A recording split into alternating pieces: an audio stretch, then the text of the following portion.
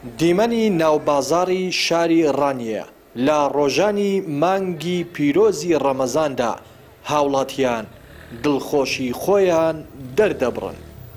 هاوڵاتیەکی بەتەمەنی شاری ڕانیە باسی ڕەمەزانی ڕابردوومان بۆ دەکات کە چۆن لە گەرمای هاویندا و بە زمانی بەڕۆژووەوە ئیشی بە زەحمەتیشیان کردووە. قوربان ڕەمەزانی پێشوو ئەم هەموو ڕزقە نەبوو، ئەم هەموو شتە هەبوو، یان نان و مازیان نان و دۆ.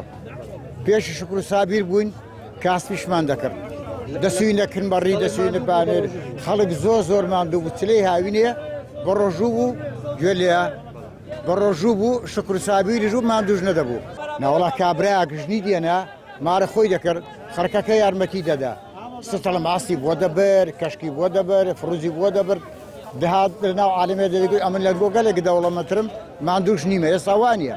خێر و بەرەکەتی نامانگی ڕەمەزان زۆر دڵخۆشین، ئیشی چاک بکەین، دا خراپەی دوور بکەینەوە، خێر و خەرات بکەین، ئەوەی پارەیە بێ خێرێ بکەوە فەقیران، لەوەی لە خوای ونجێکەوی. وەڵی بازار گرانە، بازار گرانە، لەسەر ئەو بێ پارەیە بێ موچەیە بازار گرانە.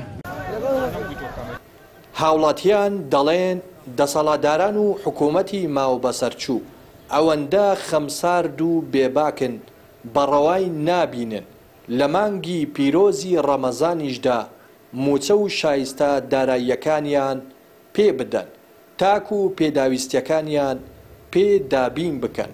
دەڵێن بەشێک لە بازرگان و فرۆشیارانیش بازار دەقۆزنەوە و نرخی پێداویستیەکان گران دەکەن. وەڵا دەبی بەخۆشی پێشوازی لێ بکەن، بە دڵخۆشیەوە بە شانازیەوە دەبی دڵخۆشی. ئەمە سێ مانگە وەرم نەگرتێ بۆ خۆ مەعاش خۆرم. ئارێوەڵا دابەش کراوە بەزا خۆ دەسەڵاتی مەدانیە. ئارێوەڵە بۆ خۆشێشیان نییە. ڕەمەزانان بازار خۆشە، ئەگەر موچە بێت چۆن سەتانەوەتونە باشتر دەبێت، کاریگەری زۆر چۆن خاڵک پارەی پێە. ڕەمەزانان تەموعیدە چیزاتی دەستە شتی دەکڕی بۆ بەربانگی.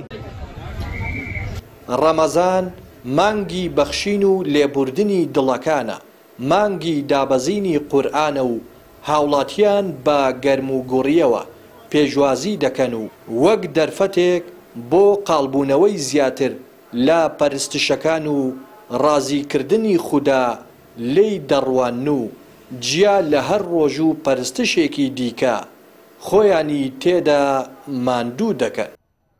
ڕێناس ئەرسەلان، کەناڵی پەیام، ڕانیە.